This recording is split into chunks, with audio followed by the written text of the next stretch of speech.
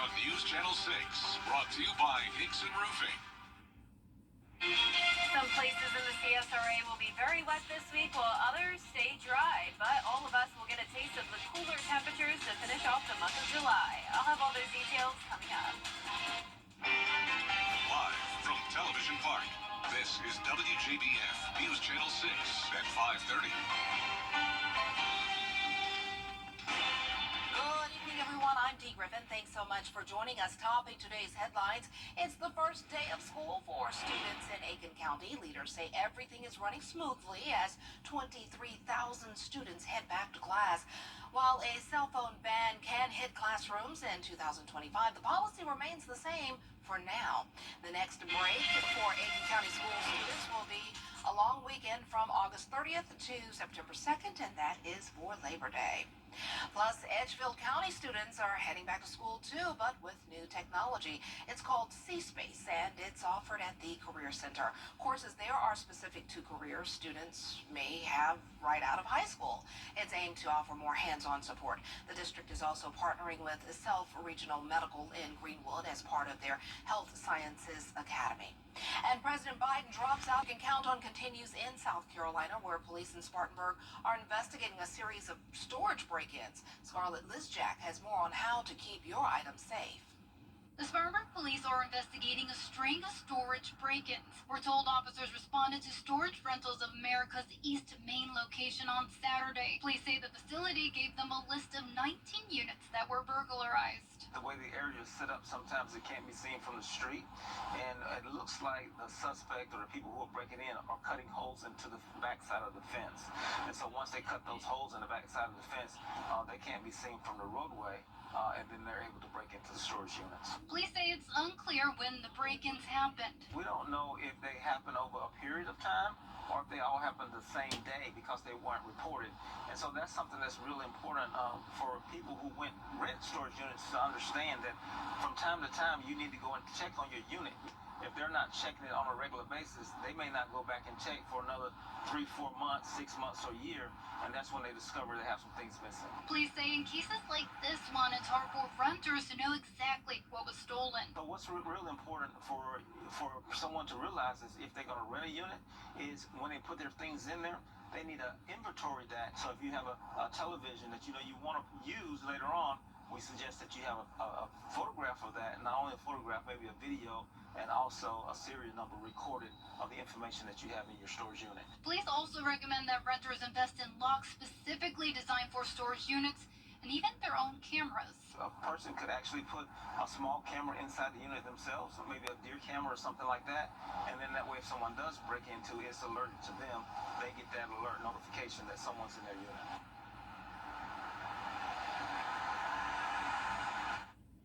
The CrowdStrike outage from last Friday could end up costing more than $1 billion, but it's unclear exactly who would bear that cost. Airline flights, package deliveries, hospital surgeries, and many more economic sectors suffered. CrowdStrike has yet to say whether it intends to compensate anyone for the inconvenience. There may be legal protections that shield CrowdStrike from having to make direct liability payments. Airlines lost money in excess of labor and fuel costs because of all of the canceled flights. It's not clear whether they'll get that money back, of course.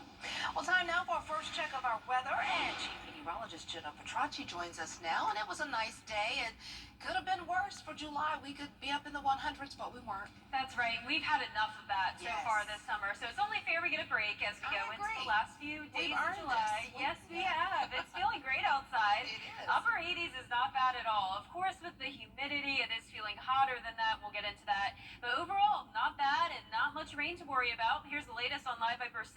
Only tracking one spotty shower. This one has been hanging around for a while now, though, and it's currently up near Clarks Hill Lake.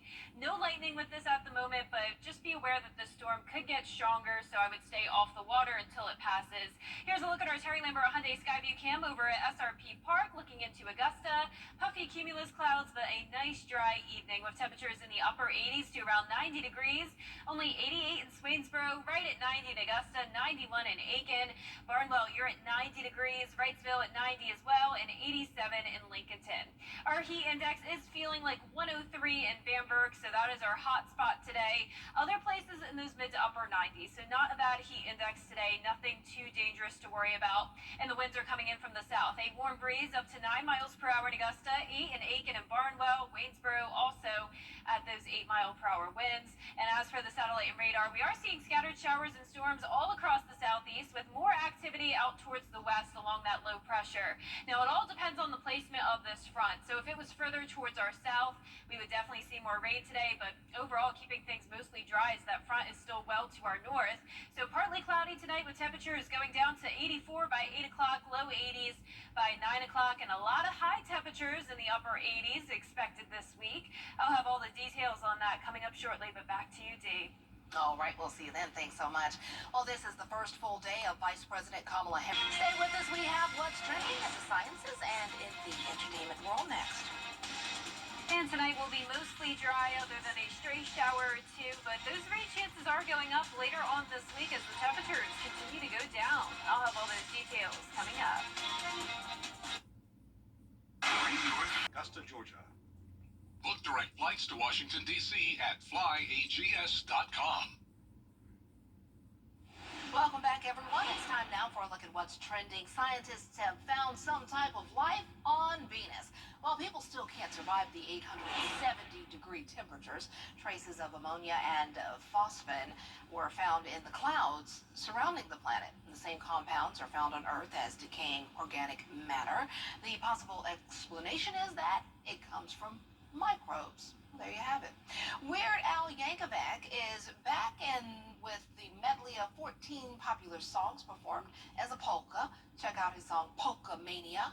I'm that bad type, make your mama sad type, make your girlfriend mad type, might suck the Office and streaming as Twisters top the box office, and Veep is predicting the future. Andy Riesmeyer has your entertainment report. big opening weekend at the box office for this movie that easily spun its way to the top. Tyler Owens calls himself Tornado Wrangler. If you feel it,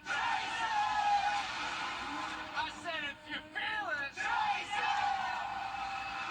all right, here we go.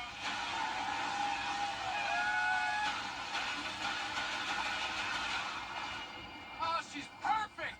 She's gorgeous. You thought you could destroy a tornado. We never had a chance. You want one? Twisters topped the box office, bringing in $80.5 million. The standalone sequel hit theaters nearly 20 years after the first film. Twisters bumped Despicable Me 4 down a spot. That film still pulling in nearly $24 million after 3 weeks in theaters. Inside Out 2 took third this week. Longlegs and Quiet Place, day one, round up the top 5. And every so often, we get these moments where life imitates art. The Emmy award-winning HBO series Veep is turning out to be a little bit like The Simpsons when it comes to predicting the future. HBO posted this clip from the show, and it is going viral. I'm not leaving. POTUS is leaving. He's not going to run for a second term. I'm going to run. I did not see that coming. Leave him alone. She's on fire. This close to living on my vote. Julia Louis-Dreyfus reacted to the news of President Biden's announcement on Instagram, posting, "Thank you, President Biden, for your service and for your extraordinary leadership and for your love of this country and all its people." And this is probably my favorite thing ever. CNN anchor Wolf Blitzer was enjoying his Sunday off when the president made that announcement yesterday. In fact, Wolf was at El Presidente in Washington, D.C., enjoying a libation. He posted this to his X account saying he was enjoying a drink called the Wolf Spritzer. But after news broke, just a few hours later, here was Wolf. This is CNN Breaking News. And if you're just joining us, I'm Wolf Blitzer in Washington, D.C. Caitlin Collins is joining us from New York. I want to welcome our viewers here in the United States and around the world. We're following major breaking news. That's why you shouldn't tell people where you are on your day off. With your entertainment report in Hollywood, I'm Andy Riesmeyer. You know, that's a good point. Why you should not tell people where you are on your day off. That's a good way to look at it. Well, we are looking at the weather as well to see what we can expect this week. And looks like Jenna has some storms, but I'll take it. As opposed to 100-degree weather, I'll take a lot of that. Well, Jenna has your full forecast after the break. Stay tuned. pick your car, pick your payment. Waynesboro Chrysler Dodge Jeep Ram. New Jeep Compass, 26.2. Just 26.2. We deliver within 500 miles. Take the short drive on Highway 25. Good to go Waynesboro.com. How do you become the Wilson Wilson? Only in Waynesboro. Ram 2500s. Over 14,600 off. Rams? Yeah, we've got plenty in stock. Lowest prices now on Rams. Good to go Waynesboro.com. The WJBF Live Viper 6 Skyview Network is sponsored by Terry Lambert Hyundai. Low prices, big selection, and committed to quality customer service. Now, your most accurate forecast with WJBF Live Viper 6. Welcome back. I hope you're having a wonderful day so far. It is mostly dry, but over the last 7 days, we have picked up quite a good amount of rain, especially up towards the north and our western counties. 10 inches of rain in parts of Wilkes and McCormick and even Lincoln County. And that's over 1 inch of rain per day. But other places could still desperately use more rain, especially parts of Aiken, Barnwell, and Burke County, where there's only been around 1/4 of an inch over the last week. So we could definitely still use some rain to help out with that drought monitor. This will be updating though on Thursday, so we'll keep you posted on that. I definitely think we will have improvement overall. But today it is pretty much dry other than a few spotty showers up in Edgefield County, moving into Saluda County. Just some brief rain here and there, but other than that, not much going on this Monday evening. Our Terry Lambert Hyundai Skyview cam showing the clouds and a little bit of breezy conditions here at Augusta Regional Airport. Southwest wind of 9 miles per hour, temperature of 90, feeling like 95 because of a dew point of 70.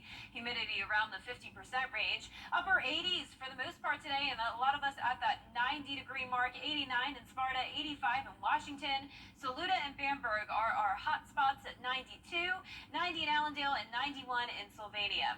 Satellite radar showing this stalled frontal boundary to the north with low pressure generating more rainfall in the Midwest and down in Texas. For us, it's not a lot of coverage, and that's because this front is a little bit too far to the north. Now, as this sags down further towards the south, we will see some higher rain chances later on this week. But the rain chances are still pretty slim for tomorrow. Of course, the morning will be dry, just like every morning how it's been.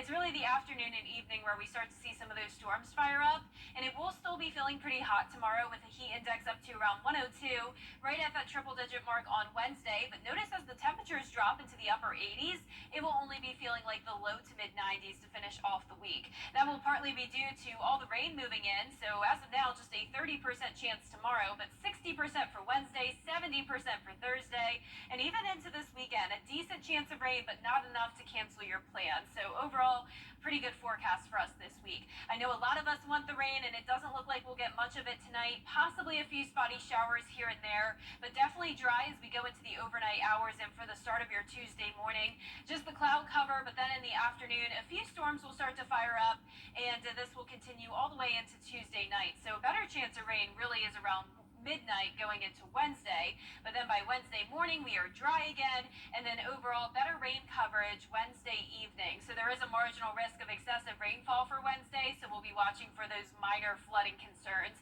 Overall rainfall totals though around 2 to 3 inches over the next 7 days, so it doesn't look like we will get a whole lot of rain. Lows tonight will be in the low 70s, and our highs tomorrow will be in the low 90s. A hot day, but temperatures will start to go down to 87 on Thursday, cloudy and rainy, 86 for your Saturday. Very cool, you could say, for the month of July. And then next week, eventually those rain chances will go down to just 20%. But even next week, Dee, we're still at around just 90 degrees, so not bad. No complaints here. Yep. None. Thanks so much. Well, stay with us. We show you an interesting listing coming up next.